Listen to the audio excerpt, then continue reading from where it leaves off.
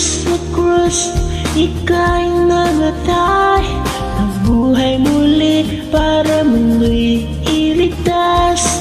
Kasalanan ko ay patawarin mo, maging Panginoon, daig